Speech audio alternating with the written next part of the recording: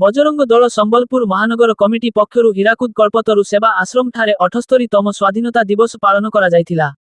ଏହି କାର୍ଯ୍ୟକ୍ରମରେ ବଜରଙ୍ଗ ଦଳ ସମ୍ବଲପୁର ମହାନଗର କମିଟି ପକ୍ଷରୁ ସଂଯୋଜକ ବିକାଶ ଚନ୍ଦ୍ର ବେହେରା ଜାତୀୟ ପତାକାକୁ ଉତ୍ତୋଳନ କରିଥିଲେ। ଏହି ଅବସରରେ ବଜରଙ୍ଗ ଦଳ ସଭ୍ୟ ଅଜୟ ମିର୍ଦ୍ଧା, ସିପୁନ ପାତ୍ର, ସୁବାସ ଡାକୁଆ, ସିଦ୍ଧାର୍ଥ ପଣ୍ଡାଙ୍କ ସମେତ କଳ୍ପତରୁ ସେବା ଆଶ୍ରମର ସବୁ ଅନ୍ତେବାସୀମାନେ ଉପସ୍ଥିତ ଥିଲେ।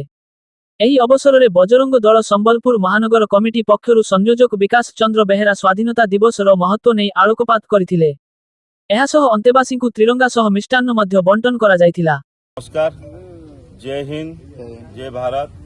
मो ना विकास चंद्र बेहरा, मु संबलपुर बजरंग दल संयोजक है। आज आम 78तम स्वाधीनता दिवस आमर कल्पतरु सेवा आश्रम रे पालन कलु।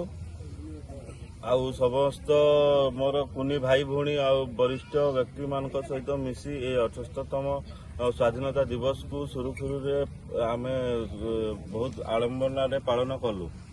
एथि कही मो वक्तव्य शेष करछि। नमस्कार। बोलो भारत माता की जय। बोलो भारत माता की जय। जय श्री राम। जय श्री राम। जय जय श्री राम।